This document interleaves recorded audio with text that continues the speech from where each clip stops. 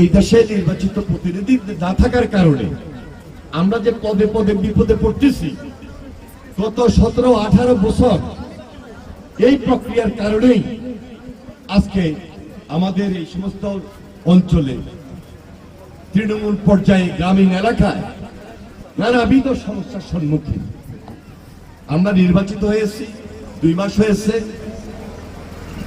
দেশে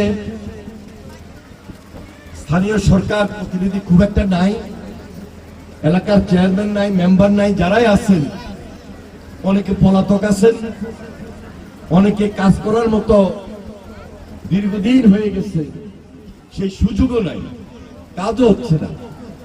এখন আমরা সবাই মিলেমিশে যারাই আছেন তাদেরকে সহযোগিতা করব এবং ডিপার্টমেন্টের যারা আছেন সবাই মিলে আমাদের এলাকার প্রয়োজনে আমরা যেন এই দিকেও একটা বিশেষ নজর রাখি, সতর্ক থাকি এবং সজাগ থাকি। ইউনিয়ন পরিষদ নির্বাচন হবে, সত্যিকারের জনপ্রতিনিধি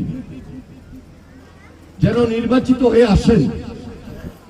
এখন থেকে আমি বলবো এবারের নির্বাচন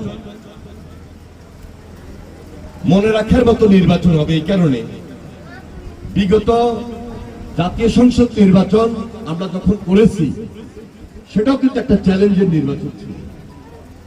ইউনিয়ন পরিষদের নির্বাচন এটাও কিন্তু আরেকটা কঠিন চ্যালেঞ্জ হবে।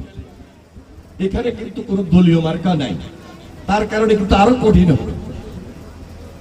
তাহলে দলের পক্ষে যিনি চেয়ারম্যান নির্বাচন করতে চান সেই ব্যক্তিটা যেন জনবান্ধব হয়, জনগণের সঙ্গে সম্পর্কিত হয় এবং সাধারণ মানুষের প্রয়োজনে মানুষের জন্য কাজ করেন, কাজ করে এসেছেন, মানুষের জন্য খোঁজখবর রাখেন এবং রাখবেন।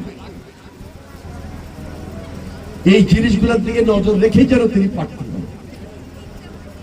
আর দলের মধ্যে 2-3 প্রার্থী হয়ে যাবেন, নির্বাচিত হইতে পারবেন না।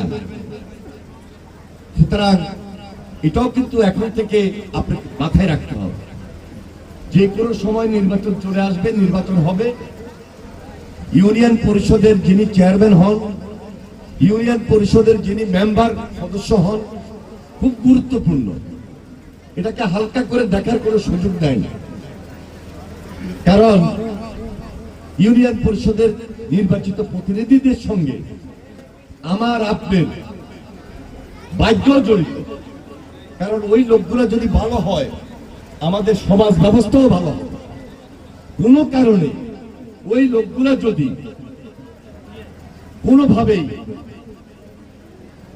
ভালো না হয়ে নিজের জন্য হয় আমরা বিপদে পড়ে যাব।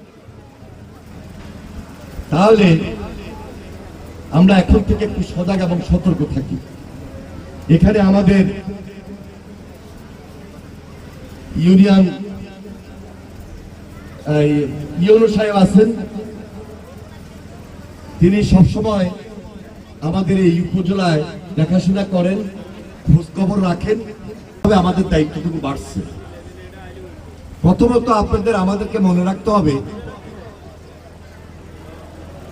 যে সবাই ডিমান্ড অনুযায়ী, চাহিদা অনুযায়ী আমরা প্রথম বছরে সব কাজ শেষ করতে পারবো না। তবে সবারই আগ্রহ, সবারই চাহিদা, দীর্ঘদিন যেহেতু কাজ হয় নাই উন্নয়নমূলক, একসঙ্গে হয়তো আমরা সব কাজ যেন করি, এটা সবার মনের ইচ্ছা।